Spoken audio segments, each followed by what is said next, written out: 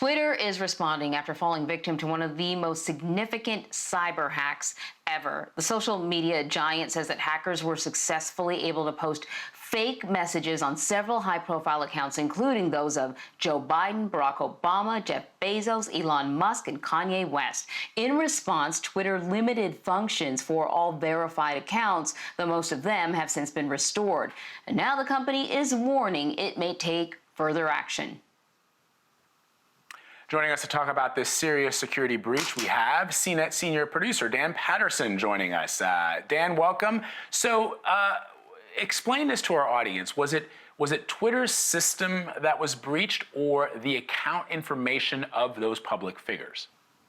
So the short answer, Vlad, is that we don't really know. The long answer is that it's kind of nuanced. So that's not really satisfying.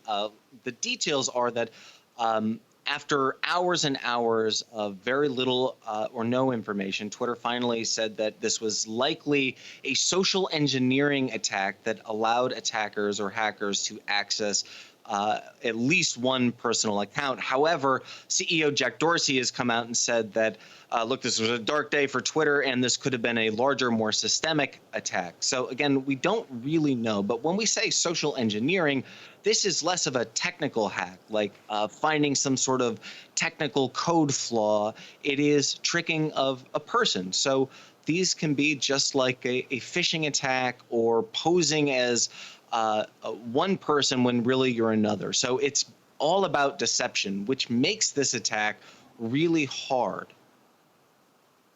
So then I'm curious, are government Twitter accounts protected in a better way? Are there maybe a limited number of people who might have access to those accounts? Because I think of, these sort of official accounts that people really depend on for emergency information. Is there an evacuation order? Is there a hurricane coming? I mean, these are the sort of things accounts that if they're hacked, they can really, really cause a tremendous amount of problems.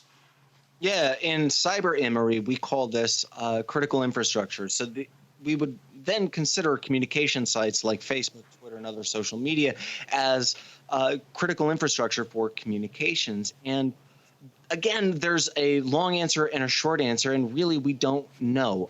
Look, when verified accounts were turned off, or at least the ability to tweet was turned off for several hours, we had some small indication that Twitter did have some super user capability of shutting down functionality on certain types of accounts. But again, we don't really know whether high-profile accounts like the president or CEOs are protected. And you said it very well. These are high-stakes accounts. The president can move markets. He can start conflicts. So can CEOs. So when we look at what's happening with Twitter, the real challenge right now is the almost complete opacity into the functionality of the system that is, again, critical infrastructure. Such a great point that you make there, Dan, because we have a president in this country who oftentimes releases statements about very important information, about important details with regards to the government, to the military, to infrastructure on Twitter. And so my question is, on the face of this, it appears to have been a Bitcoin scam, but do we know if that is true? Was this sort of a high-tech phishing exercise? And how dangerous was this attack yesterday? In other words, what does it portend? The danger is a little easier, Vlad, and that is it is high stakes. This is pretty dangerous. So I'm glad that you pointed out that, look, on its surface, prima facie, it looks as though it was a cryptocurrency scam designed to get some cash. Now, in cybersecurity, especially in hacks, and especially hacks this high profile, you never take something on its surface. Misdirection is just a huge part of cybersecurity.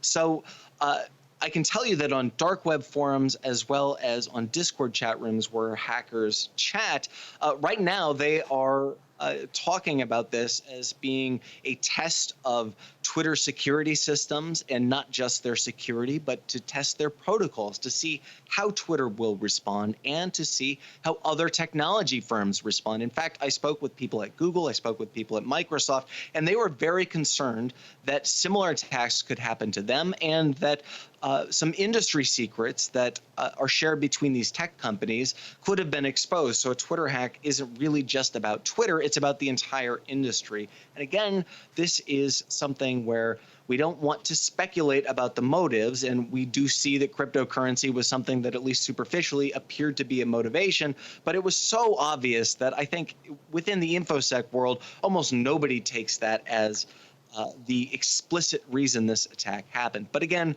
we don't really know yet, and it's really important to make sure that we don't speculate as to the reasons why.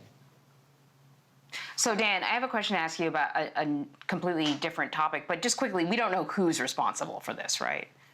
That's correct, at least not right now. Okay, so let me ask you about something completely different, not connected to this story. It is about an alleged hacking story, but not this hacking story, just so everyone knows. We're seeing reports this morning that a state-sponsored Russian hackers may have been targeting British, Canadian, and American companies that are working on COVID vaccines. What do you know about that?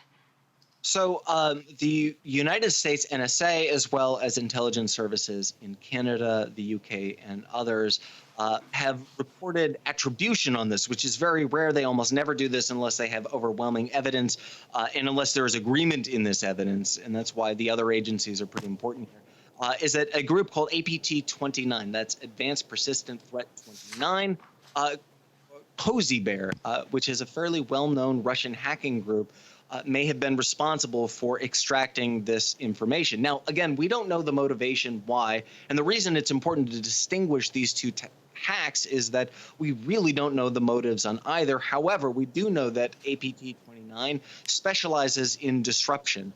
They acquire information and then they leak that information, or they use this information for other types of attacks. So again, we don't know what they were doing, but knowing that it was APT29 is a pretty big indication, or a pretty big lead. It can help us sniff out other facts. We're fortunate to have you, Dan. Thank you so much. Take care.